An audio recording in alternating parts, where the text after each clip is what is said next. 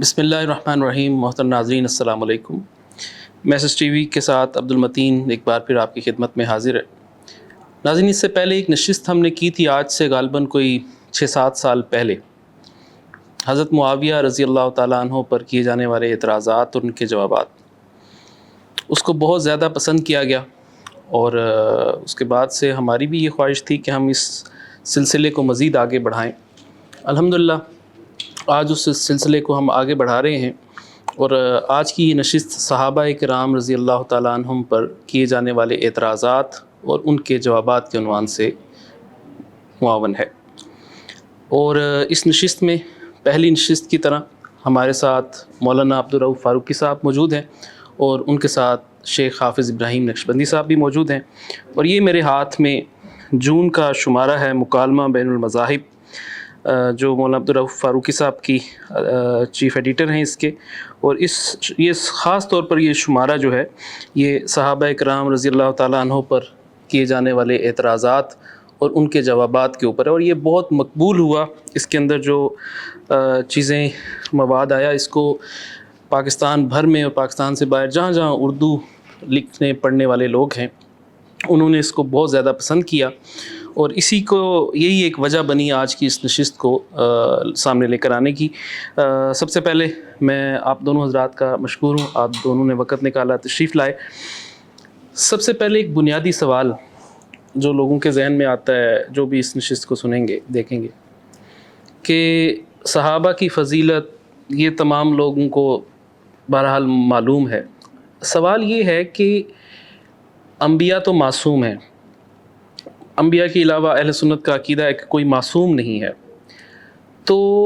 صحابہ رضی اللہ تعالیٰ عنہ پر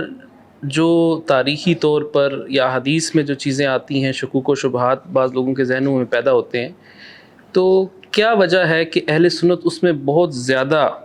اس کو کہنا چاہیے، حساس ہیں، ٹچی ہیں؟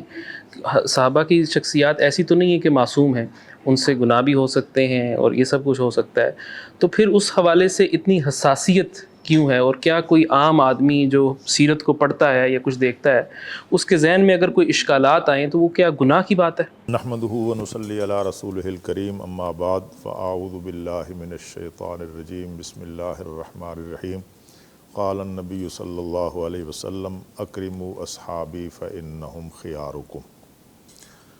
میں سب سے پہلے شکر گزار ہوں میسج ٹی وی کا، اور خاص طور پر آپ کے تمام ساتھیوں کا، جناب عبدالمتین صاحب، اور میں اس بات پر بھی آپ کا شکریہ ادا کرتا ہوں کہ ایک انتہائی اہم جو اعتقادی موضوع ہے اس پر آپ کی نشست آپ نے منعقد فرمائی ہے۔ جہاں تک تعلق ہے آپ کے سوال کا، تو اس کا جواب بالکل سیدھا سادہ ہے۔ بلا شبہ صحابہ کرام معصوم نہیں ہیں، بلکہ سرور دو عالم صلی اللہ علیہ وسلم آخری معصوم تھے، آپ کے بعد قیامت تک کوئی معصوم نہیں ہوگا۔ صحابہ کرام رضوان اللہ تعالی علیہ مجمعین پر نصوص قطعیہ کی بنیاد پر،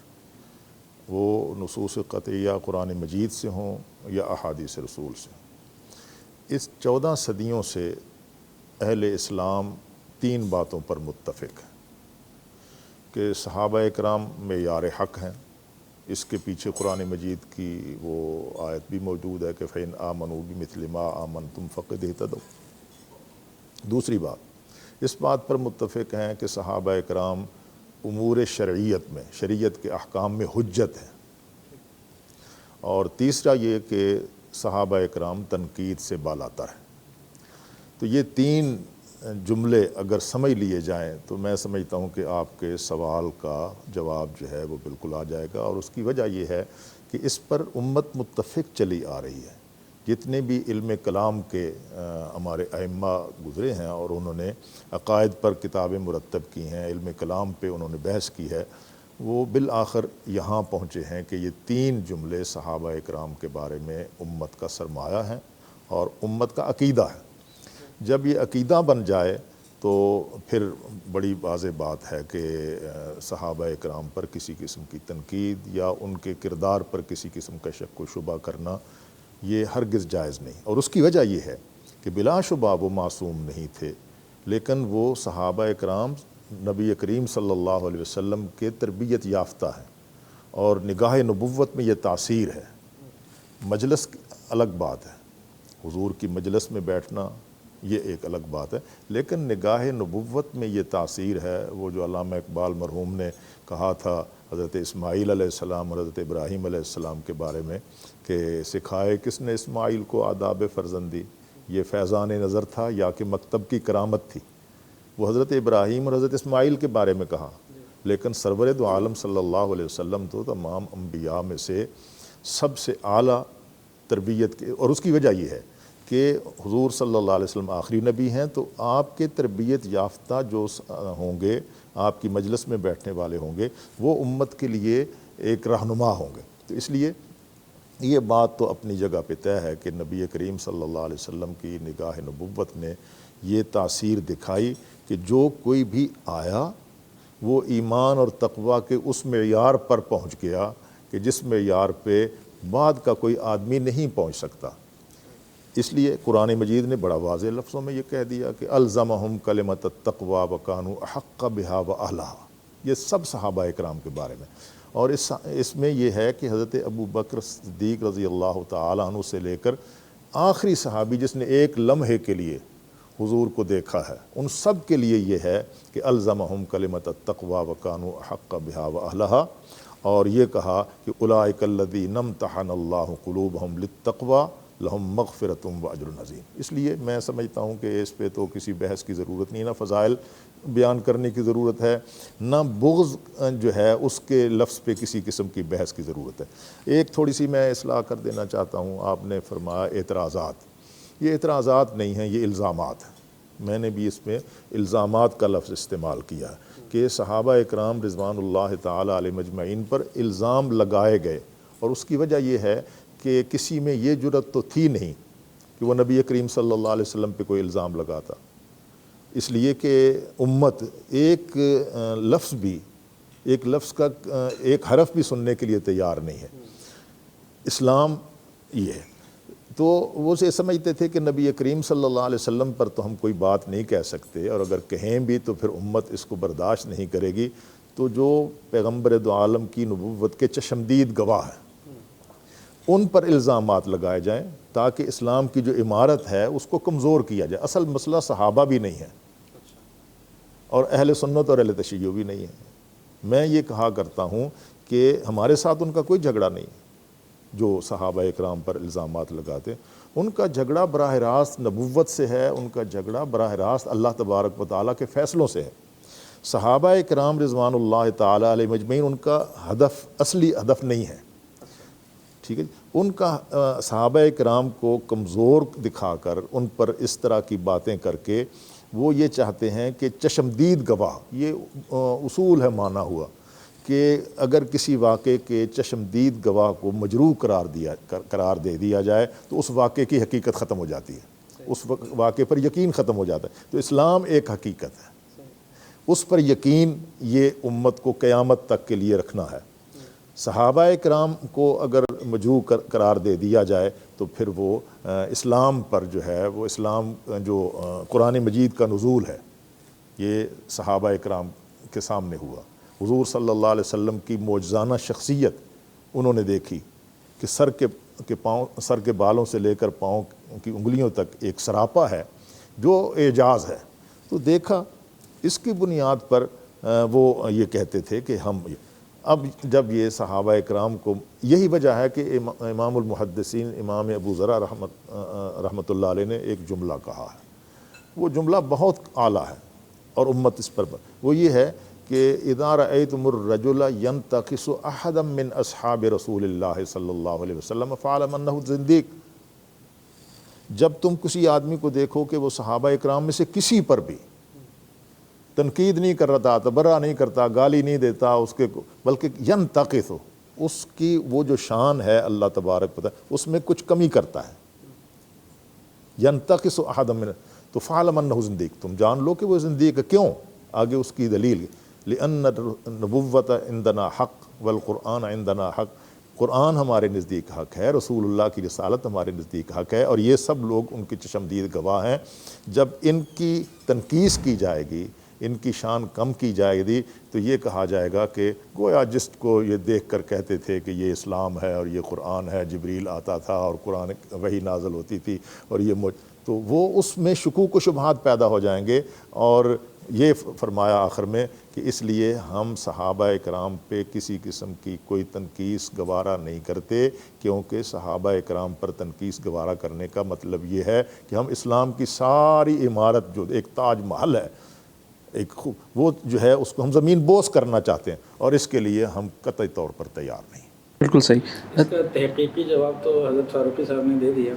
اور آسان سا جواب، مطلب سادہ سا جواب یہ ہے کہ حساسیت صحابہ کرام کے لیے نہیں، نبی علیہ الصلوۃ والسلام کی ذات سے ہے کہ نبی علیہ السلام نے فرمایا جس نے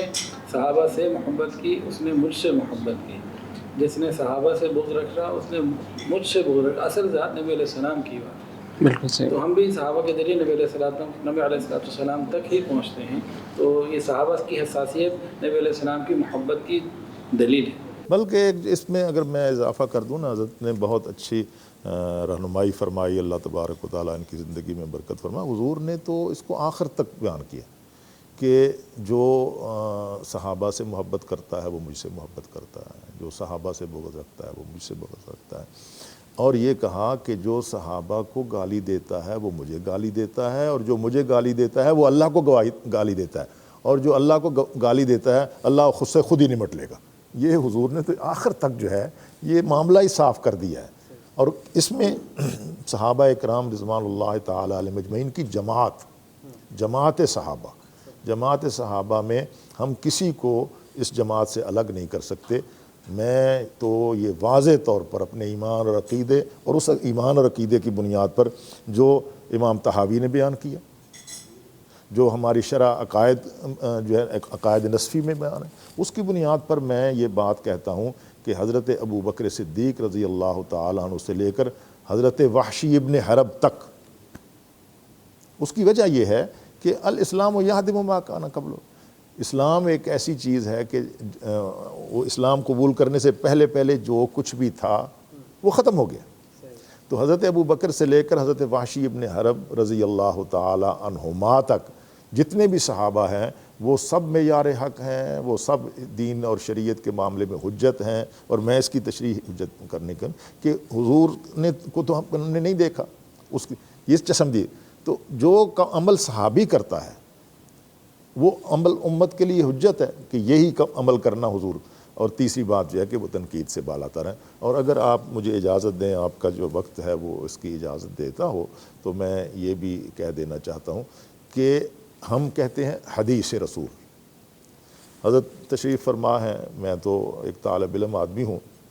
حدیث رسول ہم کہتے ہیں 3 چیزوں کو حدیث کہتے ہیں: قول رسول، فعل رسول اور تقریر رسول۔ قول رسول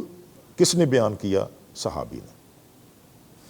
فعل رسول کیا ہے؟ حضور کو دیکھا ایک عمل کرتے ہوئے، اور آگے صحابی نے وہ عمل کیا یا صحابی نے وہ بیان کیا، اس کو بھی حدیث رسول کہتے ہیں۔ ٹھیک ہے۔ اور ایک عمل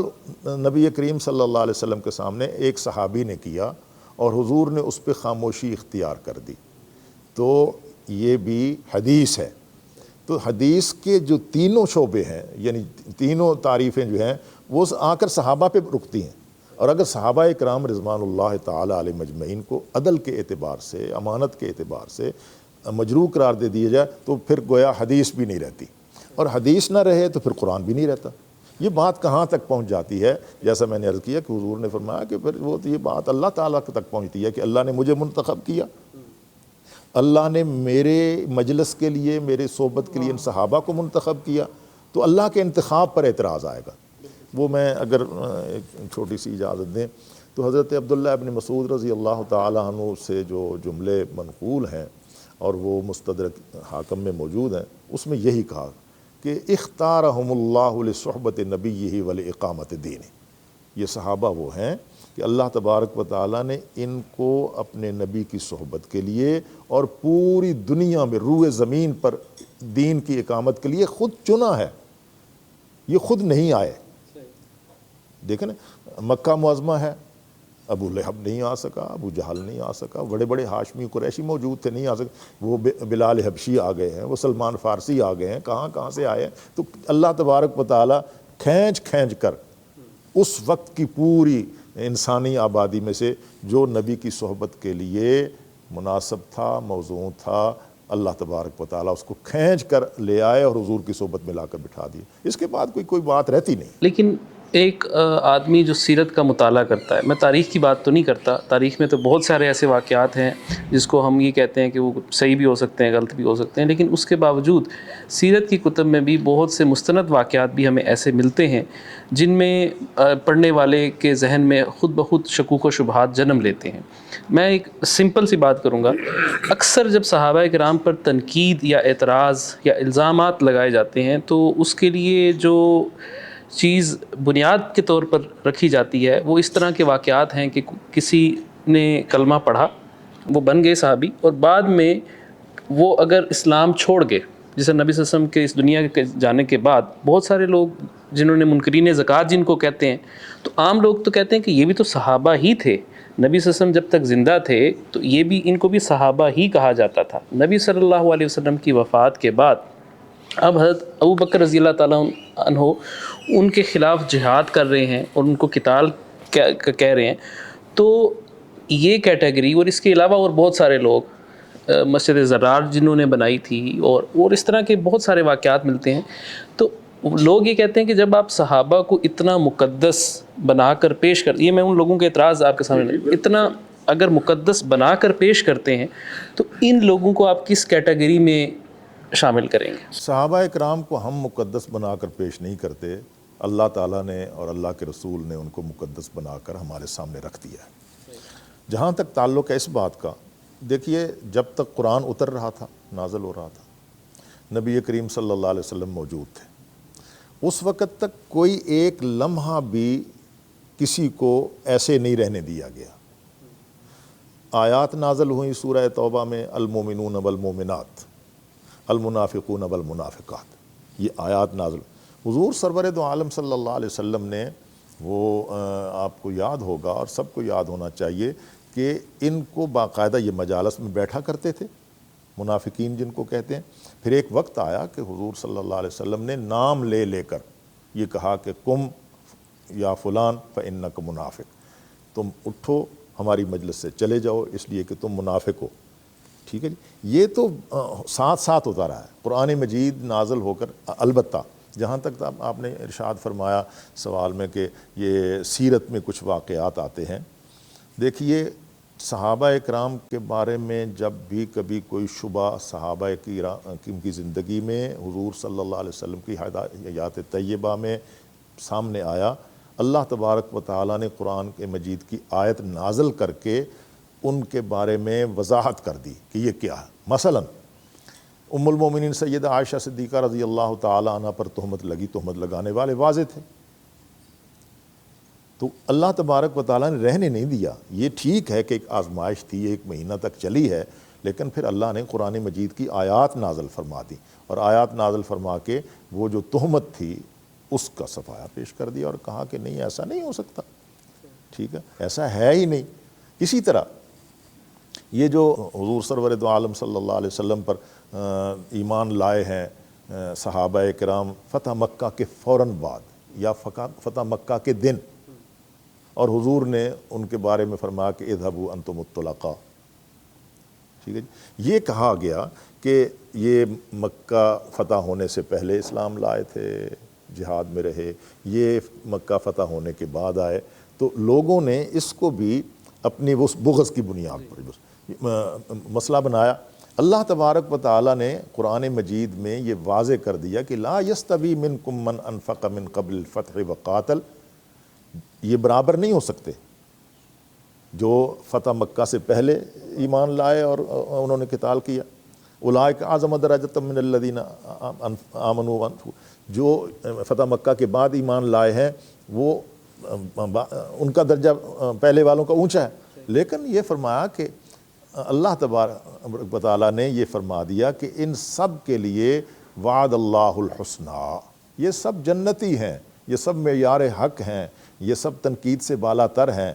یہ فتح مکہ سے پہلے اور فتح مکہ کے بعد اسلام قبول کرنے والوں کی اگر دیکھا جائے تو قربانیاں بلا شبہ، وحشی ابن حرب بعد میں اسلام قبول کر رہا، اکرمہ بن ابو جہل بعد میں اسلام قبول کر رہا، ابو سفیان جو ہیں وہ بعد میں، یعنی فتح مکہ کے دن، فتح مکہ سے چند گھنٹے یا ایک رات پہلے وہ اسلام قبول کرتے ہیں۔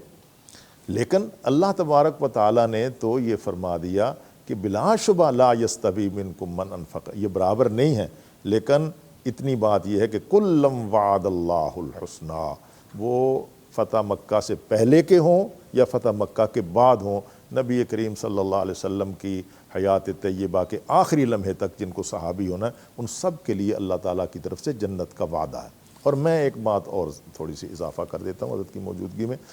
کہ دیکھیے حجۃ الوداع ہوا ہے، ٹھیک ہے جی، کب ہوا ہے؟ سن 10 ہجری میں۔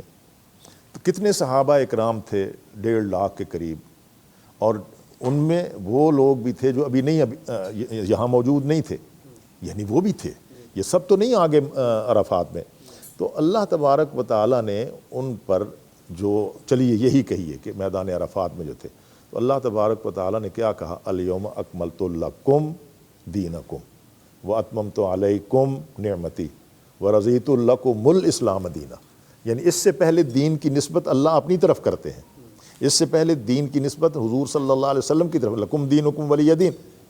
لیکن جب یہ عرفات کا واقعہ آ گیا اور صحابہ اکرام نے حضور صلی اللہ علیہ وسلم کے سوال پر بیک زبان ہو کر یہ کہا کہ نشہد انک قد بلغت وادیت ونصحت،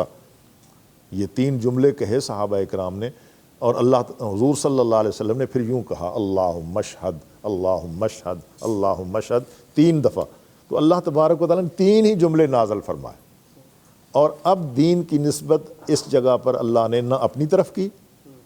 نہ حضور صلی اللہ علیہ وسلم کی طرف کی، بلکہ صحابہ کی طرف کر دی۔ گویا اب یہ دین سرمایہ ہے، یہ اس کی حفاظت کریں گے، یہ اسے لے کر پوری دنیا میں پھیلیں گے۔ الیوم اکملت لکم دینکم واتممت علیکم نعمتی ورضیت لکم الاسلام دینا۔ تو یہ میں عرض کر دوں کہ سیرت اور قرآن مجید کے نزول کے زمانے میں اور حضور صلی اللہ علیہ وسلم کی حیات طیبہ کے زمانے میں تو کوئی ایک لمحہ بھی نہیں رہا کہ جس پر امت کے لیے کوئی اشتباہ رہا ہو۔ ایک واقعہ میں اور عرض کر دیتا ہوں، حضور سرور دو عالم صلی اللہ علیہ وسلم کی حیات طیبہ میں حضرت علی المرتضیٰ رضی اللہ تعالی عنہ پہ یمن کے لوگوں نے کچھ باتیں کہی ہیں، دیکھیں نا، کہ جی یہ مال غنیمت میں یا باندی کے معاملے میں، یہ اسی حجۃ الوداع کے موقع پر یمن کے قاضی بنا کر بھیجے گئے تھے، یمن کے گورنر بنا کے بھیجے گئے تھے، ان کے کچھ ثواب دیدی حقوق تھے بحیثیت گورنر، اور اس اعتبار سے بھی کہ وہ قدیم الاسلام ہیں، السابقون الاولون میں سے، ان کا ایک مرتبہ مقام تھا۔ لیکن وہی معاملات جس کا آپ ذکر کر رہے ہیں کہ سیرت میں ایسے واقعات آتے ہیں، تو کیا ہوا کہ یمن کے لوگوں نے آ کر حضور صلی اللہ علیہ وسلم کے سامنے اپنی درخواست کی کہ یا رسول اللہ ایسا کیا ہے حضرت علی نے، ایسا کیا ہے حضرت علی نے۔ تو انفرادی طور پر جو کچھ بھی کوئی کہہ رہا تھا حضور اس کو تسلی دیتے تھے کہ کوئی ایسی بات نہیں، اس کا حق ہے وہ۔ لیکن جب واپسی پر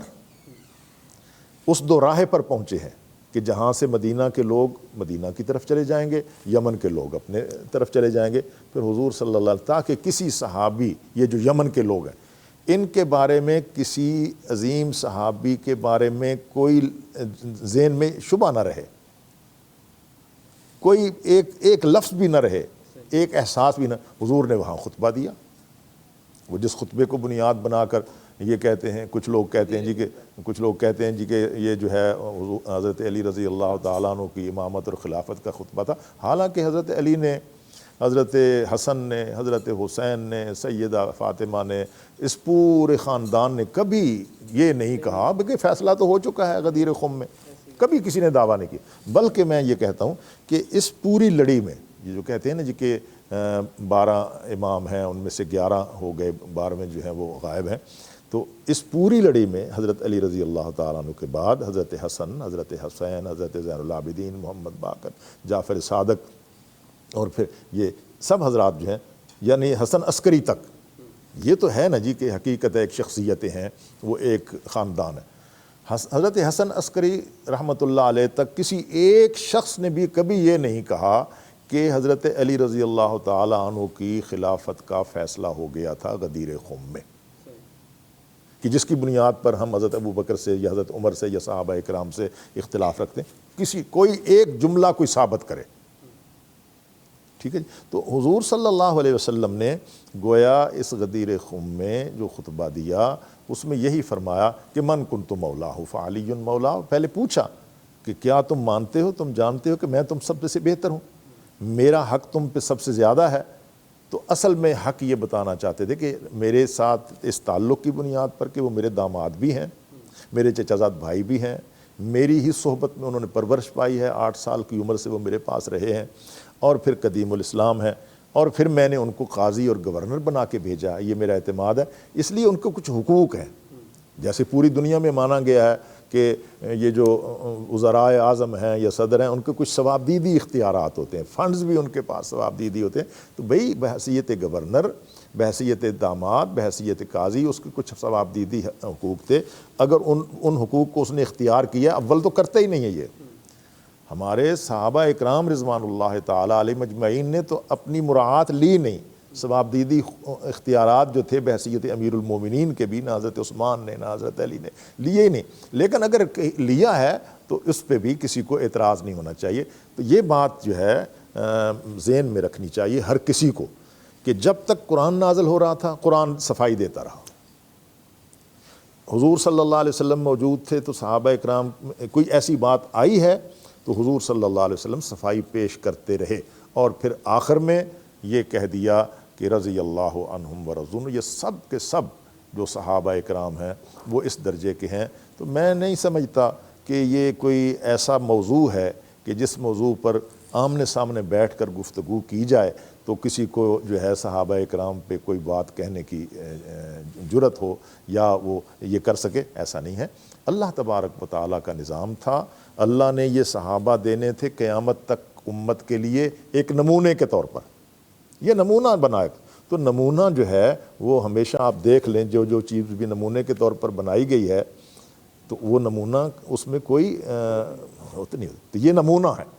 تو اس لیے میں نہیں سمجھتا کہ اس پہ کسی قسم کی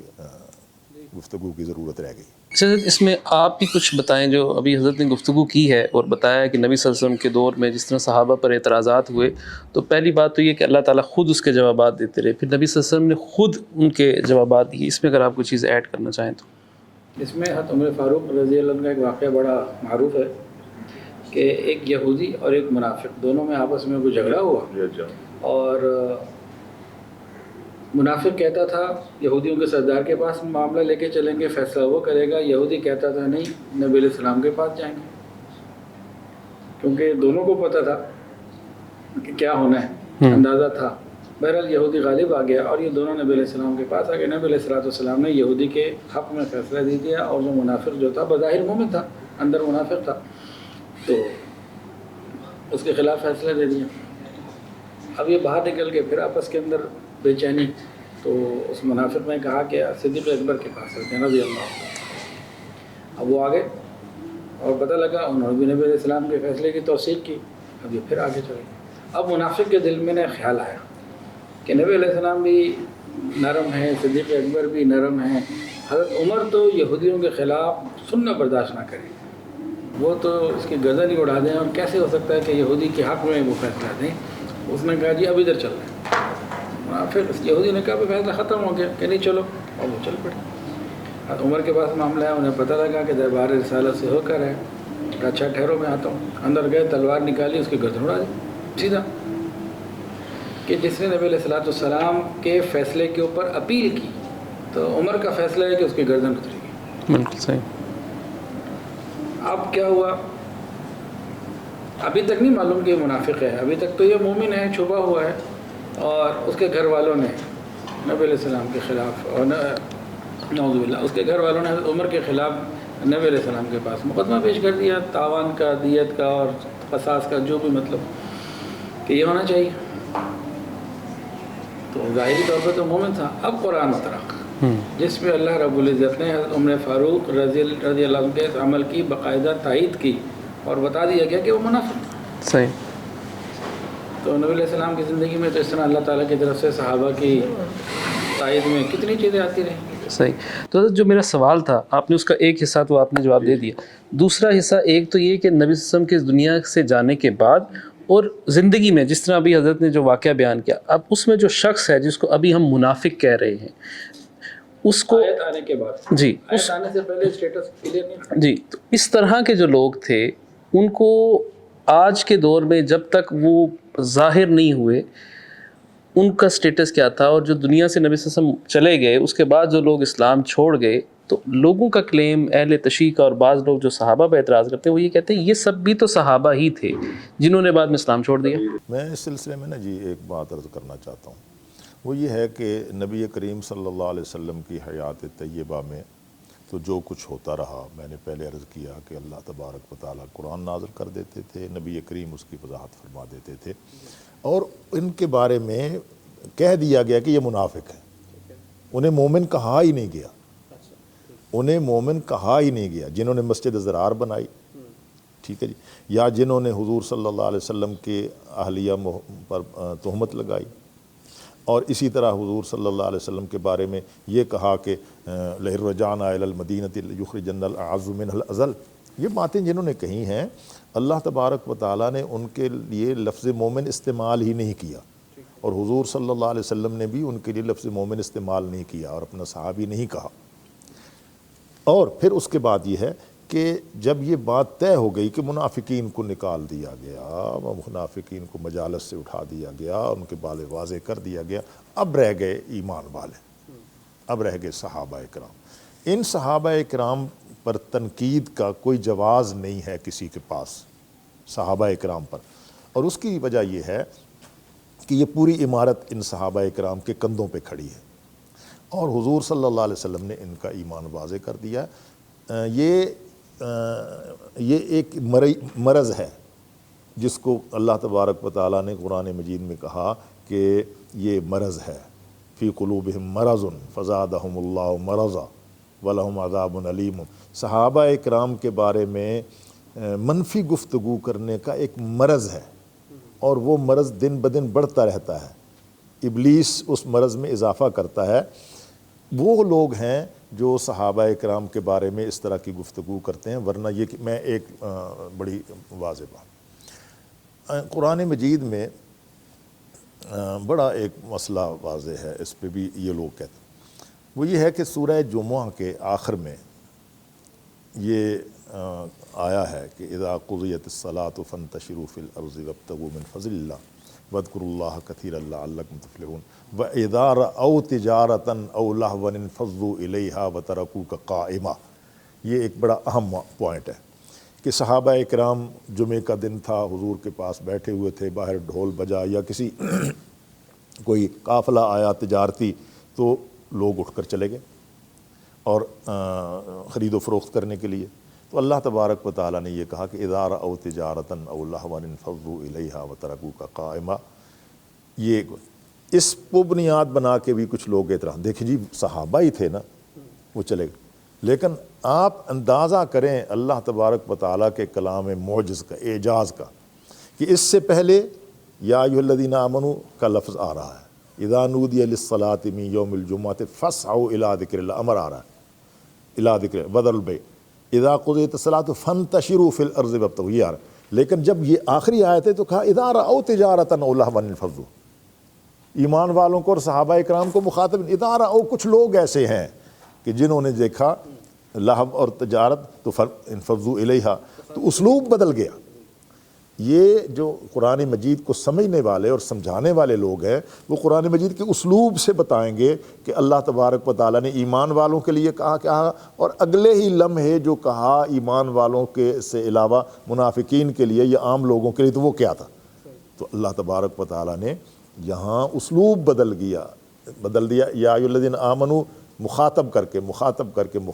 کے اور جب یہ معاملہ آیا تو مخاطب نہیں کیا، ادارہ او تجارتاً او لہوا انفضوا، تو اسلوب قرآن خود بخود وضاحت کرتا چلا جائے گا کہ ایمان کے معیار پہ کون پورا اتر رہا ہے اور منافقت میں کون چاہ رہا ہے۔ بالکل صحیح حضرت۔ اس میں ایک اور ضمنی سوال ہے کہ ہمیں بہت سارے ایسے واقعات ملتے ہیں جس میں جیسے ہم نے پہلے کہا کہ صحابہ بے شک وہ معصوم تو نہیں ہیں، گناہ سرزد ہو سکتے ہیں، لیکن اللہ تعالیٰ نے ان سے وعدہ کر دیا ہوا ہے جنت کا۔ تو جو واقعات ہمیں ملتے ہیں جس طرح سے چوری کا واقعہ مل گیا یا کسی سے زنا ہو گیا یا اس طرح کے واقعات ہیں، اس پر بھی لوگوں کا اعتراض شریعت ہوتا تھا۔ مکمل کرنا تھی۔ یہ اللہ کی حکمتیں ہیں،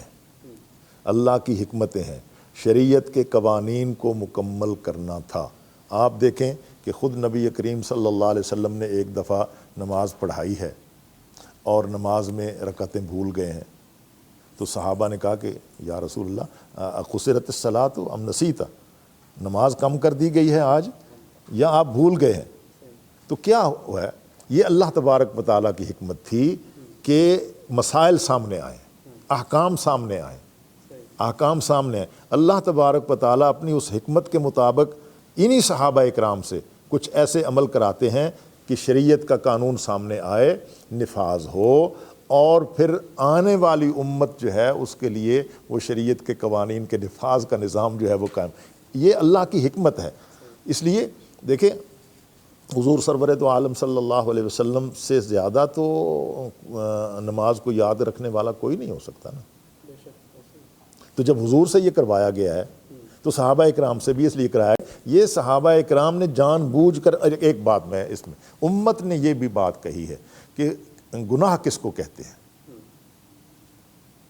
خطا کس کو کہتے ہیں۔ حضرت آدم علیہ السلام کے بارے میں بھی کہا کہ وہ خطا ہو گئی، نبی ہے، ٹھیک ہے۔ یہ بھی کہا حضور صلی اللہ علیہ وسلم نے کہ الانسان مرکب من الخطا والنسیان، یہ ہم تو خطا جو کروائی جاتی ہے یہ گناہ نہیں ہوتا۔ خطا گناہ کہتے ہیں عمدن، ارادتاً، سوچ سمجھ کر کوئی عمل کیا جائے جو اللہ تبارک و تعالیٰ کے یہاں قبول نہیں ہے اور اللہ تعالیٰ کے یہاں وہ جرم، اس کو کہتے ہیں گناہ۔ اور اگر اللہ تبارک و تعالیٰ اپنی حکمت کے مطابق کسی سے کوئی عمل کروائیں یا کوئی آدمی، کوئی شخص خطأً کوئی ایسا عمل کر بیٹھتا ہے اور اس کے فوراً بعد جب اس کو یاد آتا ہے تو لم یسروا، وہ اس پر اصرار نہیں کرتے، انہیں بتا دیا جائے تو وہ کہتے ہیں، وہ کوئی تعویل نہیں کرتے۔ تو صحابہ اکرام رضوان اللہ تعالیٰ علیہ مجمعین کا جو معاملہ ہے وہ اس لیے ہے کہ ایک شریعت مکمل کرنا تھی۔ جب الیوم اکملت لکم دینکم، پہلے سے یہ سب کچھ ہو گیا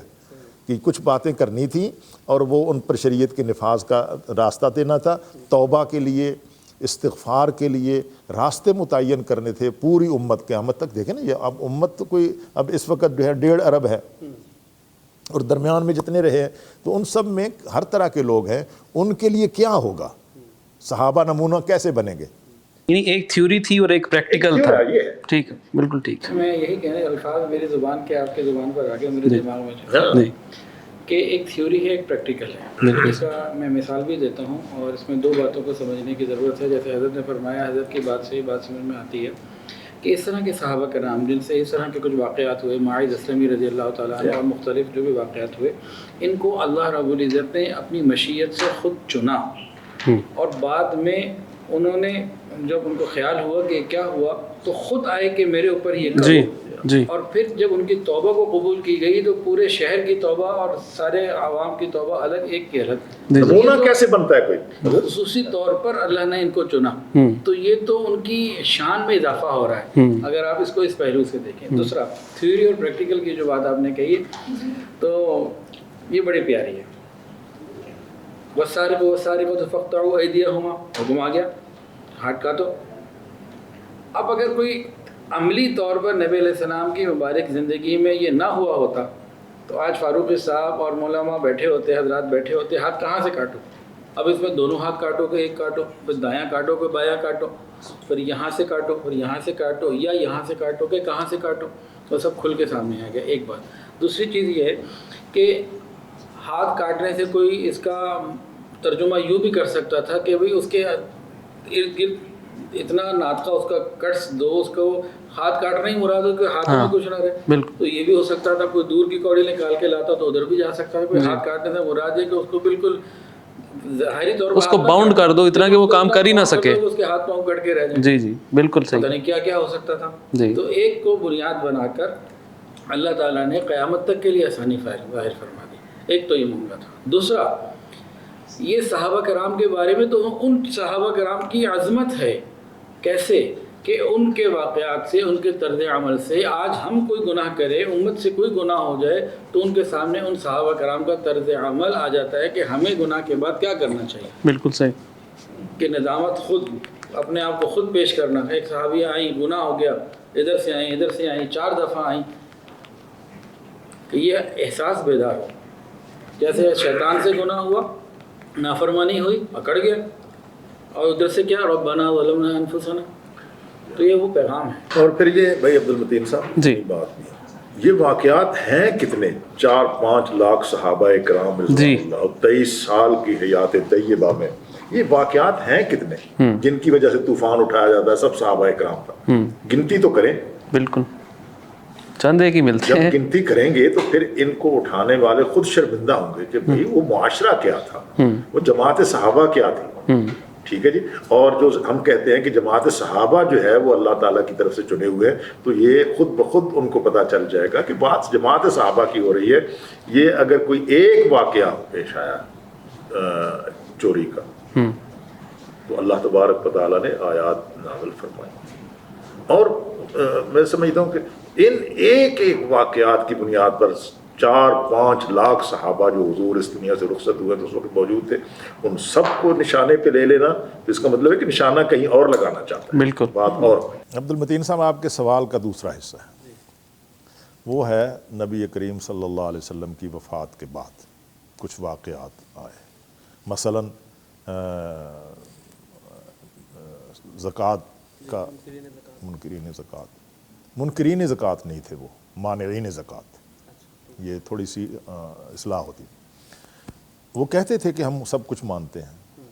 لیکن بیت المال میں زکوٰۃ اپنی جمع نہیں کرائیں گے، اپنی مرضی سے ہم دیا کریں گے. مانعین زکوٰۃ اور منکرین زکوٰۃ کے درمیان فرق ہونا چاہیے. کوئی بھی زکوٰۃ کا انکار نہیں کر رہے تھے کہ ہم بیت المال میں جمع نہیں. ہمارے اپنے جو قبائل ہیں، ہمارے جو رشتہ دار ہیں، عزیز و اقارب ہیں، وہ زکوٰۃ کے مستحق بھی ہیں، غریب بھی ہیں، تو ہم زکوٰۃ ان میں خود بانٹ دیا کریں گے. مانعین زکوٰۃ تھے. تو حضور سرور دو عالم صلی اللہ علیہ وسلم کے چونکہ حضرت ابوبکر صدیق خلیفہ ہیں اور آپ کی کا چناؤ ہے خلافت کے لیے، تو ان میں مزاج نبوت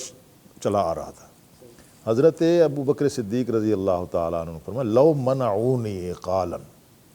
لجاہتم. اور یہ بھی کہا کہ ایک شخص نبی کریم صلی اللہ علیہ وسلم کے زمانے میں اونٹ اور اونٹ کا گھٹنا باندھنے والی رسی یہ زکوٰۃ میں دیا کرتا تھا. اب وہ کہتا ہے میں اونٹ تو دیتا ہوں، یہ رسی میری ضرورت ہے، میں یہ نہیں دیتا، تو میں وہ رسی وصول کرنے کے لیے بھی اس کے ساتھ قتال کروں گا. جہاد کا لفظ نہیں ہے، قتال. میں اس کے ساتھ قتال کروں گا، اس لیے کہ نبی کریم صلی اللہ علیہ وسلم کے زمانے میں جو بات طے ہو گئی ہے اس میں کسی قسم کی تبدیلی نہیں کی جا سکتی. تو ایک بات تو یہ ہے کہ حضور صلی اللہ علیہ وسلم کی وفات کے بعد جو فتنے سامنے آئے ہیں، ایک فتنہ تو بڑا واضح تھا، وہ تھا انکار ختم نبوت کا، وہ تھا مسیلمہ کذاب کی طرف سے، اور وہ حضور کے زمانے میں بھی ہوا. اس نے سفیر بھیجے، اس نے کہا کہ آپ میرے ساتھ نبوت کی تھوڑی سی شراکت داری کر لیں، یا آپ یہ لکھ کر دے دیں کہ آپ تو نبی ہیں اور آپ کے بعد میں نبی ہوں. تو حضور صلی اللہ علیہ وسلم نے ان میں سے کوئی چیز قبول نہیں کی. تو وہ اس کے ذہن میں پہلے سے یہ بات موجود تھی کہ نبوت کا میں نے اعلان کرنا ہے، اس لیے کہ یہ لوگ عقیدت. تو وہ ایک ہے فتنہ، وہ ہے انکار ختم نبوت کا. تو اس پہ وہی کچھ ہونا چاہیے تھا جو حضرت نبی کریم صلی اللہ علیہ وسلم نے طے کیا ہوا تھا اور جو قرآن مجید میں طے ہوا تھا، حضرت ابوبکر صدیق نے وہ کیا. دوسری بات یہ مانعین زکوٰۃ کا معاملہ بالکل مختلف تھا. وہ کوئی لمبا نہیں چلا. جب حضرت ابوبکر صدیق نے فیصلہ کن بات کی کہ میں جا رہا ہوں، اور جو آدمی زکوٰۃ صحابہ اکرام نے کہا کہ لشکر اگر اس طرف بھی چلا گیا، ایک لشکر اسامہ چلا گیا ہے، ایک لشکر روانہ ہو گئے ہیں مختلف جگہوں پہ، اگر ان مانعین زکوٰۃ جو یہیں کہیں قریب قریب رہتے ہیں اور کہتے ہیں کہ ہم اپنے قبائل میں خود زکوٰۃ تقسیم کر دیا کریں گے، ان کے خلاف بھی آپ ایک لشکر تیار کر دیں گے تو مدینہ مردوں سے خالی ہو جائے گا۔ یہ حضرت ابوبکر صدیق رضی اللہ تعالیٰ عنہ کی جرأت ہے، استقامت ہے، ایمانی غیرت ہے کہ ایک جملہ ارشاد فرمایا کہ اگر مدینہ مردوں سے خالی ہو جائے، جنگل کے بھیڑیے درندے آ کر مدینہ میں مجھے اور یہاں کی عزت مآب خواتین کو ٹخنوں سے پکڑ کر مدینہ کی گلیوں میں گھسیٹتے پھریں، یہ تو میں برداشت کروں گا، لیکن جو دین مکمل ہو چکا ہے اس میں کوئی کمی نہیں۔ اَيُنْقَصُ وَأَنَا حَيٌّ، حضرت عمر رضی اللہ تعالیٰ عنہ سے جو جملہ کہا حضرت ابوبکر صدیق نے، وہ یہ کہا کہ اجبار فی الجاہلیت وخوار فی الاسلام انہ قد انقطع الوحی وتم الدین اَيُنْقَصُ وَأَنَا حَيٌّ۔ تو اس لیے یہ بات سمجھنی چاہیے کہ حضور صلی اللہ علیہ وسلم کے بعد جو فتنے اٹھے ہیں ان میں سے فتنہ وہی تھا جس کو مسلمہ کذاب کا فتنہ کہتے ہیں۔ یہ جو فتنے تھے یہ تو جب حضرت ابوبکر صدیق کی استقامت دیکھی اور کہا کہ لاؤ میری سواری اور میں جا رہا ہوں، میں اکیلا لڑوں گا، تو سب کو پتہ چل گیا کہ یہ ہو نہیں سکتا، وہ فتنے دب ہو گئے۔ تو یہ ایک الگ موضوع ہے۔ میں ایک بات عرض کر دوں جی کہ حضور صلی اللہ علیہ وسلم کے بعد اور اس پوری تاریخ میں، آپ نے چونکہ ایک سوال میں ایک جملہ کہا تھا تو اگر آپ اجازت دیں تو میں خود ہی اس کو کر لیتا ہوں کہ تاریخ میں جو الزامات عائد کیے گئے حضرت ابوبکر صدیق رضی اللہ تعالیٰ عنہ پر، حضرت شاہ عبدالعزیز محدث دہلوی رحمۃ اللہ علیہ نے تحفہ اثنا عشریہ میں یہ 56 الزامات، ان کو مطاعن کہا ہے، اعتراضات بھی نہیں کہا، اور مطاعن، تان کا معنی سب سمجھتے ہیں کہ تان کس کو کہتے ہیں، تو یہ 56 مطاعن کی فہرست بیان کی ہے، سارے ڈھونڈ ڈھانڈ کے کہ پوری تاریخ میں اور پورے اس 13 صدیوں میں 12 صدیوں میں جو کچھ صحابہ اکرام کے بارے میں کہا جاتا رہا ہے اس کا خلاصہ کیا ہے، وہ کیا ہے۔ 15 مطاعن ہیں حضرت ابوبکر صدیق رضی اللہ تعالیٰ عنہ پر، 11 مطاعن ہیں حضرت فاروق اعظم رضی اللہ تعالیٰ عنہ پر، 10 ہیں حضرت عثمان پر،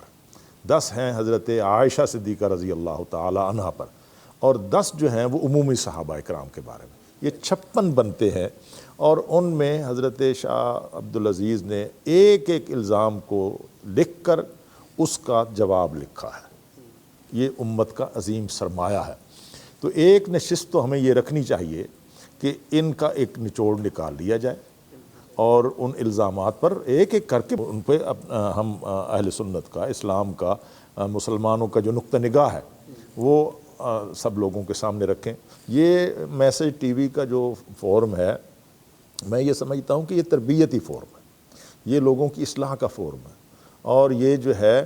گویا مسلمانوں کے اعتقادات کو، نظریات کو، دین کو بچانے کا ایک فورم ہے۔ تو اس پہ بے شک جو ہے کوئی ایک نشست 1-1.5 گھنٹے کی رکھ لی جائے، جس میں میں بھی ہوں، مولانا بھی ہوں، اور بھی کوئی ساتھی ہو جائیں، تو ہم یہ کہیں کہ حضرت ابوبکر کے بارے میں کیا کیا کچھ کہا گیا، اس کا جواب کیا ہے، حضرت عمر کے بارے میں کیا کیا کچھ کہا گیا۔ مثلا میں ابتدا کر دیتا ہوں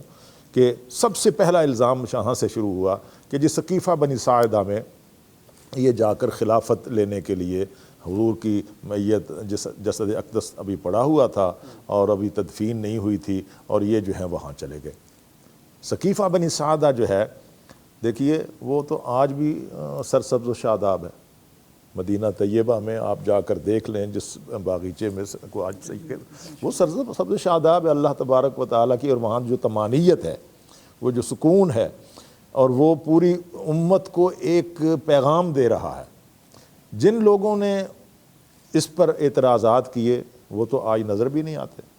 ان کا تو وجود ہی ختم ہو گیا، بلکہ اگر تھا بھی تو وہ وجود گالی بن گیا۔ ثقیفہ بنی ساعدہ اب تک تو یہ ایک الزام ہے۔ حضرت ابوبکر صدیق رضی اللہ تعالیٰ عنہ پر ایک الزام یہ ہے کہ آپ نے جنازہ نہیں پڑھا، ٹھیک ہے جی۔ ایک الزام یہ ہے کہ فدق جو ہے اس کی جو اراضی تھیں یا اس کا جو اس پہ حضرت سیدہ فاطمہ الزہرا سلام اللہ و رضوانہ علیہا ایک تو اس طرح کے الزامات ہیں، میں ان کو الزامات کہتا ہوں، حقائق کے ساتھ ان کا کوئی تعلق نہیں ہے۔ سیدنا فاروق اعظم رضی اللہ تعالیٰ عنہ کے بارے میں یہ جی کہ وہ انہوں نے یہ کیا، انہوں نے وہ کیا، اسی طرح جو خلاصہ نچوڑ بنتا ہے نا جی، وہ حضرت عثمان رضی اللہ تعالیٰ عنہ اور پھر بالکل وہی حضرت امیر معاویہ کے بارے میں جا کے بنتا ہے، وہ 2 لفظ ہیں، زیادہ سے زیادہ 3 کر لیں، ان تمام الزامات کا خلاصہ جو سر فہرست ہم کر وہ یہ ہے کہ جی انہوں نے بنو امیہ کو امت پر مسلط کیا، کنبہ پروری کی، بیت المال میں خیانت کی۔ ایک ایک الزام سامنے لائیں، ہم ایک ایک الزام کی حقیقت بیان کریں گے کہ یہ صحابہ کرام رضوان اللہ تعالیٰ علیہ مجمعین اور یہ خلفائے راشدین اللہ تبارک و تعالیٰ نے انہوں چن کر حضور صلی اللہ علیہ وسلم کا مسند نشین بنایا تھا۔ اور قرآن مجید کی آیت جو ہے وعد اللہ الذین آمنوا منکم وعملوا الصالحات لیستخلفنہم فی الارض کما استخلف الذین من قبل وَلَيُمَكِّنَنَّ لَهُمْ دِينَهُمْ الَّذِي ارْتَضَىٰ لَهُمْ وَلَيُبَدِّلَنَّهُم مِّن بَعْدِ خَوْفِهِمْ أَمْنًا يَعْبُدُونَنِي لَا يُشْرِكُونَ بِي شَيْئًا۔ یہ پوری آیت جو ہے قرآن مجید میں یہ ان صحابہ اکرام جو حضور صلی اللہ علیہ وسلم کے مسند نشین ہوئے ان کے لیے پہلے سے موجود تھی، صحیح، تو اس کا نمونہ تھے۔ اس پہ ایک پروگرام بالکل، اس پہ تو ہمارا انشاءاللہ ارادہ ہے، انشاءاللہ ہم اس پر ایک ہم وکیل صفائی ہیں صحابہ اکرام، سیدھی سادی بات ہے، اور وکیل صفائی بھی نرم لب و لہجے میں نہیں، بالکل جرت کے ساتھ، ایمان کے ساتھ، آنکھوں میں آنکھیں ڈال کر جس نے بات کرنی ہے وہ ہم سے بات کریں۔ بالکل صحیح۔ اچھا حضرت، ایک سوال مجھے لگتا ہے جو مجھے شروع میں پوچھنا چاہیے تھا، وہ میں اب آپ سے پوچھ رہا ہوں، صحابہ کی تعریف کیا ہے؟ یعنی صحابی کہتے کس کو ہیں؟ مجھے لگتا ہے یہ بھی ایک لوگوں کے اندر مغالطہ ہے۔ بعض لوگ یہ سمجھتے ہیں کہ نبی صلی اللہ علیہ وسلم کی زندگی میں کوئی شخص وہ بظاہر اگر اسلام قبول کیا، ایک لمحے کے لیے بھی آیا، وہ صحابی کہلایا، لیکن اگر بعد میں وہ اسلام سے پھر گیا یا مرتد ہو گیا، تو اس کے جواب میں بعض لوگ یہ کہتے ہیں کہ نہیں، صحابہ کی تعریف یہ نہیں ہے، بلکہ صحابی کی تعریف یہ ہے کہ جس نے نبی صلی اللہ علیہ وسلم کی صحبت پائی اور ایمان پہ خاتمہ ہو گیا۔ ایسا ہی ہے، اس کو آپ ہمارے سامنے مثال کے طور پر لائیں کہ یار یہ انسان ہے جو نبی صلی اللہ علیہ وسلم کے دور میں آیا اور اس نے کچھ ایسا کیا، تو پھر تو آپ بات کریں۔ آپ تو ان لوگوں کی بات کرتے ہیں جنہوں نے بظاہر اسلام قبول کیا اور اپنے مرنے سے پہلے ہی وہ مرتد ہو گئے، تو اس کو آپ صحابی کی فہرست میں کیسے ڈالتے ہیں؟ مولانا تشریف فرما ہے، میں سمجھتا ہوں کہ ان کی موجودگی میں مجھے کچھ اضافہ نہیں کرنا چاہیے۔ صحابی کی تعریف جو علم کلام میں لکھی ہوئی ہے وہ یہی ہے کہ جس نے نبی کریم صلی اللہ علیہ وسلم کی صحبت اختیار کی ہو۔ ایک تو یہ تھا کہ مر رآ رسول اللہ، جس نے حضور صلی اللہ علیہ وسلم کو دیکھا ہو، لیکن چونکہ نابینا بھی نہیں۔ دوسری بات یہ ہے کہ جو آ ہی نہیں سکے لیکن حضور کا کلمہ پڑھ لیا ہے، حضور کا زمانہ پا لیا ہے، تو یہ اس کو اس پورے معاشرے کو صحبت کہتے ہیں۔ من صاحب رسول اللہ، جس نے حضور صلی اللہ علیہ وسلم کی صحبت اختیار کی ہو اور پھر وہ ایمان پر قائم رہا اور استقامت اس طرح اختیار کی کہ ایمان پر ہی اس کی موت آئی، اس کو کہتے ہیں صحابی۔ جو پھر گیا اس کو صحابی نہیں رہا، وہ مرتد ہو گیا، اور مرتد کے بارے میں قرآن مجید میں احکام واضح ہیں نبی کریم صلی اللہ علیہ وسلم کے، من بدل دینہ فاقتلوہ بازہ، ٹھیک۔ تو اس میں یہ کوئی شبہ والی بات نہیں ہے، اس میں صرف امت کو ایک بات سمجھانے کی ضرورت ہے کہ صحابہ اکرام رضوان اللہ تعالیٰ علیہ مجمعین کے بارے میں۔ اب میں مولانا آپ کی اجازت سے ہم یہ کرنے لگے ہیں کہ جس طرح مساجد میں لکھا ہوتا ہے اور ہم بھی کرتے ہیں کہ فرما گئے ہیں ہادی لا نبی بعدی، اب ہم یہ کرنے لگے کہ فرما گئے ہیں ہادی لا تسبوا اصحابی، میرے صحابہ کو گالی نہ دیا کرو۔ یہ حضور فرما گئے ہیں، تو گالی کیا ہے؟ گالی ماں بہن کی گالی دینا گالی نہیں ہے، ان کے ایمان کو چیلنج کرنا، ہاں ان کے ایمان کو چیلنج کرنا، ان کے ایمان پہ شک و شبہ کرنا۔ میرے خیال سے یہ جو آپ نے نقطہ بیان کیا ہمیں یہ عوام تک زیادہ سے زیادہ پہنچانے کی ضرورت ہے صحابی کی جو یہ تعریف آپ نے بیان کی، کیونکہ اگر اس تعریف کو سامنے رکھیں تو وہ اعتراضات تو سارے کے سارے خود ہی ختم ہو جاتے ہیں جو لوگ منافقین کو سامنے لے کر آتے ہیں یا ان لوگوں کو لے کر آتے ہیں کہ بھائی آپ کی ایسی شخصیت سامنے لائیں جنہوں نے مرتے وقت تک اسلام پہ رہے ہوں، اور پھر آپ جو اعتراضات کرتے ہیں وہ ہمارے سامنے رکھیں تو پھر تو بات ہے۔ لیکن وہ بات یہ ہے کہ ہمارے تو مخاطب وہ ہیں جن کو نبی صلی اللہ علیہ وسلم نے نام لے کر جنتی کہہ دیا، تو وہ تو ان کو نہیں بخشتے، تو وہ اوور آل وہ کسی کی بات ہم کریں گے بھی تو اس کا کیا ہے۔ عبد المتین صاحب، میں جو صحابہ اکرام عشرہ مبشرہ ہیں، ٹھیک ہے جی، اصحاب بدر ہیں 313 ہو گئے، پھر اصحاب شجر ہیں حدیبیہ کے مقام پر جو 1400 صحابہ تھے حضور صلی اللہ علیہ وسلم کے ساتھ، اور انہوں نے بیعت کی اس بات پر کہ حضرت عثمان اگر شہید کر دیے گئے ہیں تو ان کے خون کا بدلہ لے کر جائیں گے۔ اس نے تو ایک عجیب بات، ایک سمام باندھ دیا ہے، اور سارے شکر اللہ تبارک و تعالیٰ نے پہلے تو یہ کہا کہ لقد رضی اللہ عن المؤمنین اذ یبایعونک تحت الشجرہ، پھر کیا کہا ان الذین یبایعونک انما یبایعون اللہ ید اللہ فوق ایدیہم، اور اگلی بات یہ کہی کہ فمن نکث، تو کسی نے اس کو توڑا نہیں، ٹھیک ہے جی۔ تو اللہ تبارک و تعالیٰ جب یہ کہ نیچے ہاتھ ہو نبی کریم صلی اللہ علیہ وسلم کا، اوپر صحابی آ کر اپنا ہاتھ رکھ کے بیعت کرنے کے لیے، اور اللہ تبارک و تعالیٰ اپنا ہاتھ اوپر رکھ دیں، دیکھیں نا ہم دنیا میں بھی کہتے ہیں کہ سجنا اسی ہاتھ پھاڑ لیا تیرا ہن کچھ، تو اس طرح کا ہوا ہے، یہ منظر کشی ہے، اللہ نے سمام باندھ دیا ہے کہ اے نبی ان الذین یبایعونک انما یبایعون، کیوں؟ ید اللہ فوق ایدیہم، بیعت کا طریقہ ہی یہ تھا کہ حضور نے ہاتھ پھیلایا اور کہا کہ آؤ بایعونی علی الموت، میرے ہاتھ پر موت کے لیے بیعت کرو، تو صحابہ آتے تھے اپنا ہاتھ رکھتے تھے کہ جی ہم، تو اللہ نے کہا کہ جو صحابی آپ کے ہاتھ پر ہاتھ رکھتا چلا جاتا تھا میں اللہ اس کے ہاتھ پہ اپنا ہاتھ رکھ دیتا تھا۔ تو اب اس کے بعد جو ہے یہ میں یہی کہوں گا کہ منافقین کے بارے میں ہی اللہ تبارک و تعالیٰ نے فرمایا فی قلوبہم مرض فزادہم اللہ مرضا، یہ مرض قیامت تک رہے گا، اور اس کو اللہ تبارک و تعالیٰ نے ایسا مرض قرار دیا ہے کہ جو بندے کو اضطراب اور بے چین ہر وقت رکھتا ہے، جہاں کہیں بھی بیٹھا ہوگا وہ اس پہ گفتگو خواہ مخواہ چھیڑ دے گا اور ایسی باتیں کرے گا جن سے صحابہ اکرام پر اعتماد، صحابہ پر اعتماد اٹھ گیا تو سمجھیے کہ نبوت پہ اعتماد اٹھ گیا، قرآن کی حقانیت پہ اعتماد اٹھ گیا، اسلام کی سچائی پر اعتماد اٹھ گیا۔ اللہ تعالیٰ ہمیں اعتماد نصیب فرمائے۔ اور ایک جملہ میں کہا کرتا ہوں کہ صحابہ اکرام پر غیر مشروط اعتماد، صحابہ اکرام پر غیر مشروط اعتماد، آنکھیں بند کر کے اعتماد، یہ غیر مشروط اعتماد، اس میں کوئی دوسری رائے نہیں۔ اچھا، یہاں پر ایک سوال یہ بھی ہے کہ بعض لوگوں کا یہ اعتراض ہے کہ اہل سنت اور اہل تشیع نے بعض صحابہ کو بانٹا ہوا آپس میں، یعنی بعض صحابہ ایسے ہیں جن کا تذکرہ اہل سنت کے ہاں بالکل نہ ہونے کے برابر ہے، اور اہل تشیع کا تو خیر سب کو پتہ ہے کہ وہ صرف مخصوص لوگوں کی ہی گفتگو کرتے ہیں۔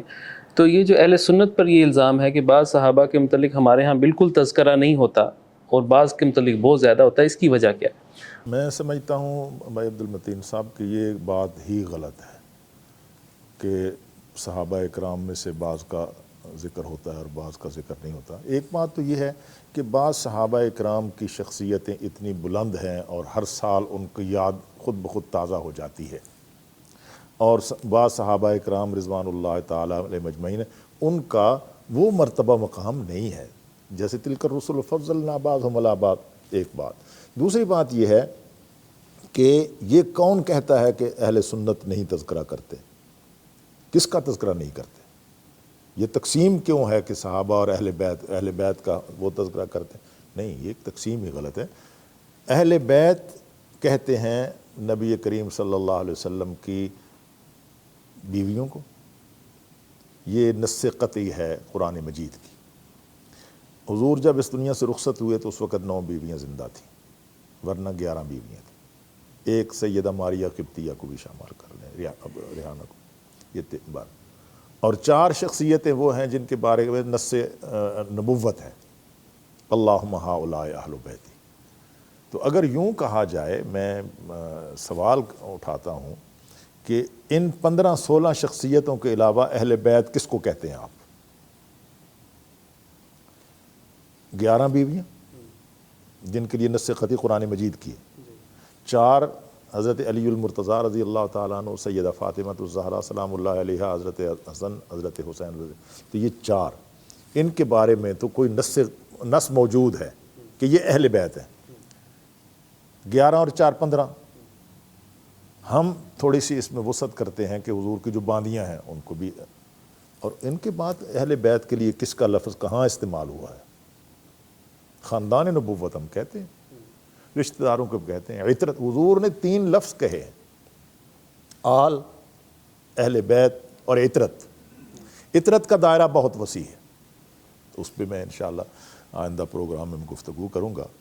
تو یہ ایک بات یہ ہے کہ یہ کہنا ہی غلط ہے کہ اہل سنت نے کچھ صحابہ اکرام کا تذکرہ عام کیا ہے اور کچھ کا عام نہیں کیا۔ اس کی ایک وجہ یہ ہے کہ جن صحابہ اکرام پر ان لوگوں کے الزامات ہیں ان کا تذکرہ ہم زیادہ کرتے ہیں کہ الزامات کا جواب اور ان کی فضیلت بیان کی جائے، امت ان کے بارے میں کسی شک و شبے میں مبتلا نہ ہو۔ ورنہ خود اللہ تبارک و تعالیٰ کے فضل و کرم سے وہ جن شخصیات کا ذکر کرتے ہیں، کبھی اہل سنت کے کسی عالم نے، کسی خطیب نے، کسی عام آدمی نے ان کے بارے میں ایک منفی لفظ کہا ہے؟ ٹھیک ہے نا؟ ہوتا یہ ہے کہ جس پر منفی گفتگو کی جا رہی ہے اس کا تذکرہ زیادہ کرو، اور اس میں کر دیتا ہوں، حضور صلی اللہ علیہ وسلم نے یہی ہمیں کہا ہے، ہم تو حضور کے حکم پر عمل کرتے ہیں۔ حضور نے فرمایا کہ ایک وقت آ جائے گا جب ایسا ہوگا، اور اس وقت کیا ہے کہ جب تم دیکھو کہ اذا ظہرت الفتن او قال اب البدع وصبت اصحابی، جب فتنے ظاہر ہو جائے، اور ایک لفظ ہے کہ بدعتیں ظاہر ہو جائیں اور میرے صحابہ کو گالی دی جانے لگے، وصبت اصحابی فللعالم ان یظہر علمہ، عالم آدمی پر یہ واجب ہے، یہ فرض ہے کہ وہ اپنے علم کا اظہار کرے، کہ جن پر الزام لگ رہا ہے، جن کو گالی دی جا رہی ہے، ان کی عظمت و فضیلت بیان کرے۔ اور ہمیں تو یہ کہا گیا ہے کہ من لم یفعل، جو ایسا نہیں کرے گا ایسے زمانے میں تو فعلیہ لعنۃ اللہ والملائکۃ والناس اجمعین۔ تو ہم تو حضور صلی اللہ علیہ وسلم نے جو یہ وعید بیان فرمائی ہے اس سے ڈرتے ہوئے ان صحابہ اکرام کا تذکرہ زیادہ کرتے ہیں جن کو گالی دی جاتی ہے۔ نہ گالی دیں، ہم سب نہیں کریں، کم کر دیں گے۔ اچھا، اسی میں ایک پہلو تو حضرت نے فرمایا جو واقعتاً دلائل سے بھرپور اور مغز ہے ساری بات کا، تاہم میں 2008 سے تقریباً بیانات کر رہا ہوں، موضوع کے حوالے سے جن صحابی کا واقعہ یا کوئی بات آتی ہے، اب تجارت کی بات ہوتی ہے تو اس حوالے سے بات ہوتی ہے، حکومت کی بات ہوتی ہے تو عمر فاروق رضی اللہ عنہ کا ذکر آ جاتا ہے، صبر کی بات ہوتی ہے تو آل یاسر کا، حضرت سمیہ کا ذکر آ جاتا ہے۔ تو موضوع کے میں ایک چھوٹا سا آدمی ہوں، اور علماء سے، بڑوں سے جو ذمہ داریاں ملی ہیں حضرت جی پیر ذوالفقار نقشبندی دامت برکاتہ العالیہ سے دین کا کام کرنے کی، تو میرے ان 2008 سے لے کے 2024 تک ان 16 سالوں میں سینکڑوں بیانات الحمدللہ ابھی بھی موجود ہیں، اور سینکڑوں ٹاپکس ہیں، بیانات شاید اس سے بھی زیادہ ہیں۔ تو ہر ٹاپک کے مطابق جہاں سے صحابی، ہمارے لیے تو ہے اول آخر ہے ہی صحابہ، جی، تو جو مضمون، جو بات آ رہی ہے اس کے مطابق جن صحابی کا پیچھے تذکرہ آئے گا ان کا ذکر ہوتا ہے۔ تو یہ چیز جو آپ نے کہی کہ بعض کا ہوتا ہے بعض کا نہیں ہوتا، تو وہ چونکہ بعض کا کرتے ہیں اور بعض کا نہیں کرتے، اس لیے ان کو یہی ہوتا ہے، ورنہ ہمارے یہاں آ کے دیکھے تو صحیح، وہ ایسی چیز ہی نہیں، کہیں بھی یہ ایسے ہی ہے۔ اب کل میرے بیان میں حضرت قیلہ کا ذکر تھا رضی اللہ تعالیٰ عنہ، انہوں نے آ کے پوچھا نبی علیہ السلام سے کہ بھئی خرید و فروخت میں بارگیننگ کرنا کیسا ہے؟ تو موضوع کے حساب سے ابھی ذکر کیا نص قطعی اور حدیث کے اعتبار سے اہل بیت کا، تو اہل بیت کون ہے؟ ارے بھائی ہماری نماز ان پہ سلام بھیجے بغیر نہیں ہوتی۔ اللہم صلی علی محمد وعلی آل محمد کما صلیت علی ابراہیم وعلی آل ابراہیم، ہماری تو نماز پوری نہیں ہوتی، ان سے محبت کا حکم تو قرآن نے دیا، ہماری نماز اس کے بغیر پوری نہیں ہوتی۔ صحیح۔ بلکہ میں تو اس وقت دفعہ جو خطبات جمعہ میرے چل رہے ہیں نا جی، وہ ایک ایک شخصیت پہ نہیں ہے، یہ آل، اہل بیت اور عطرت پہ ہیں۔ اور نواسۂ رسول حضرت علی بن ابو العاص کا ذکر ہوا، سیدہ امامہ کا ذکر ہوا جو حضرت زینب کی بیٹی ہیں، جو پھر حضرت علی المرتضیٰ کے نکاح میں آئیں، ٹھیک ہے جی، یہ بھی تو ہے نا جی۔ اچھا، اس کے بعد اب جو ہے وہ میں حضرت حسن کا تذکرہ کروں گا، یہ اگلا جمعہ یہ آ رہا ہے، اس میں مکمل حضرت حسن کا تذکرہ کروں گا نواسۂ رسول ہونے کی حیثیت سے۔ یہاں پر ایک چیز کی جو ہے نا وہ وضاحت اور یا شاید ضرورت ہے، محض بہت اہم ضرورت ہے کہ سیدنا حسین رضی اللہ عنہ کے ساتھ ہم ایک تھوڑا سا نا زیادتی کرتے ہیں، یا ان کی معصومیت کا ذکر ہوتا ہے یا ڈائریکٹ کربلا مظلومیت کا ذکر ہوتا ہے، درمیان کی ساری زندگی یہ بیان نہیں ہوتی۔ اچھا، نہیں یہ بتائیں کہ امام معصوم مانتے ہیں حضرت حسن کو، لیکن حضرت حسین کے مقابلے میں حضرت حسن کا تذکرہ کتنا کرتے ہیں؟ نہیں کرتے، ابھی معاویہ رضی اللہ تعالیٰ عنہ کی وجہ سے نہیں، اور وجوہات بھی ہیں حضرت حسن رضی اللہ تعالیٰ عنہ کے اور بھی وجوہات ہیں جن کی وجہ سے وہ گول کر جاتے ہیں حضرت حسن کا، تو پھر بالکل یہ حقیقت۔ اچھا، ایک بالکل آخری سوال حضرت کی گفتگو کی وجہ سے وہ سوال پیدا ہوا، وہ یہ ہے کہ یہ بھی کہا جاتا ہے کہ آپ حضرات اہل سنت صحابہ کو زیادہ افضل مانتے ہیں، حالانکہ دوسری طرف کہا جاتا ہے کہ اہل بیت کا درجہ بہت بڑا ہے، ان کے نزدیک تو حضرت علی کا درجہ انبیاء سے بھی بڑا ہے ان کی کتابوں میں، اور اب تو سوشل میڈیا پر معروف ہے۔ لیکن وہ یہ کہتے ہیں کہ دیکھیں، اگر آپ لوگ یہ کلیم کرتے ہیں اہل سنت کہ صحابہ زیادہ افضل ہیں اہل بیت سے، تو درود میں صحابہ کا تذکرہ نہیں ہے، اہل بیت کا تذکرہ ہے، تو اس سے ہماری یہ بات اتھینٹیکیٹ ہوتی ہے کہ واقعی جو اہل بیت ہیں وہ صحابہ سے بہت اوپر کی چیز ہے۔ پہلی بات تو یہ ہے کہ میں نے عرض کیا کہ اہل بیت اور صحابہ کی جو اصطلاحات ہیں ان میں تھوڑا سا جو ہے نا کرے کہ اہل بیت ہیں کتنے۔ دوسری بات، جہاں تک تعلق ہے درود کا، درود ابراہیمی اور نماز کا، اس میں تو ایک بات کہی حضور صلی اللہ علیہ وسلم نے کہ قولوا اللہم صلی علیہ، یہ پورا درود پڑھا، کہ جب صحابہ نے پوچھا کہ یا رسول اللہ ہم سلام کا تو ہمیں علم ہے، اللہ نے فرمایا کہ صلو علیہ، تو صلاۃ کیسے پڑھیں؟ تو حضور نے اس کا جواب یہ قولوا اللہم صلی علی محمد۔ لیکن انہی احادیث میں مستند اور متفق علیہ احادیث میں حضور صلی اللہ علیہ وسلم کا ایک جملہ ہے، وہ آپ سن لیں، پھر میرا خیال ہے کہ اس پہ بات، حضور نے فرمایا کہ جو آدمی من سرہ ان یقتال بالمکیال الاوفا اذا صلی علینا اہل البیت، جو آدمی یہ چاہتا ہو کہ جب وہ ہم پر اور ہمارے خاندان پر درود پڑھے تو اس کو پورا اس کا تول ملا جائے، اس کا پورا اجر ملے، تو وہ کیا کہے؟ اللہم صلی علی محمد النبی الامی وعلی آلہ واصحابہ وازواجہ آل بیت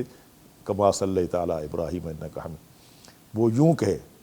فلیقل اللہم صلی علی محمد النبی الامی وعلی آلہ واصحابہ وازواجہ امہات المومنین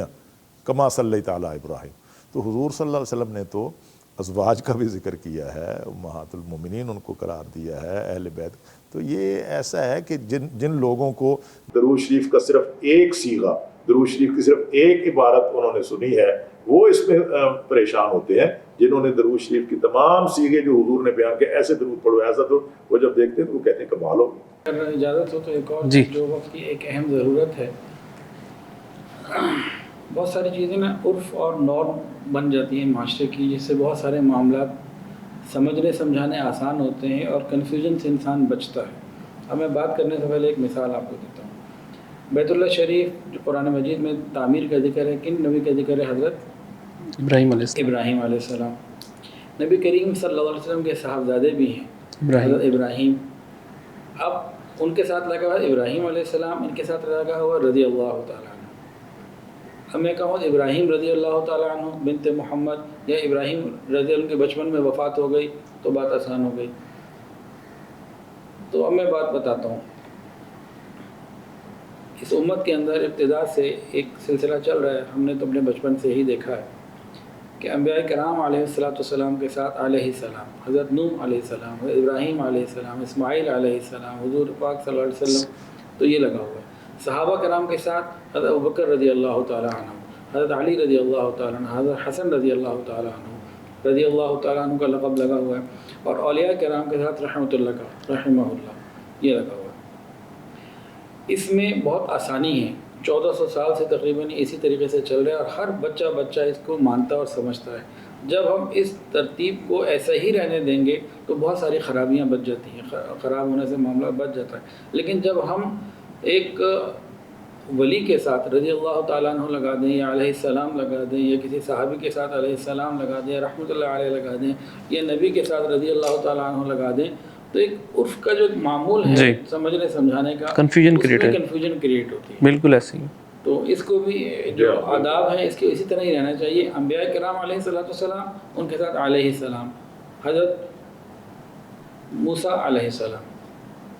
حضرت عثمان رضی اللہ تعالیٰ عنہ، شیخ عبد القادر جیلانی رحمۃ اللہ علیہ. بالکل. تو نبی، صحابی اور ولی، ان تینوں کے درجات کا ان سے آسانی سے پتہ لگ جاتا ہے. اس کو بھی مکس کرنے سے بچنا چاہیے. بالکل صحیح. بہت شکریہ جی. ایک دفعہ پھر شکریہ. اور اس پر اختتام میسج ٹی وی کا اور آپ کے تمام دوستوں کا. السلام علیکم ورحمۃ اللہ.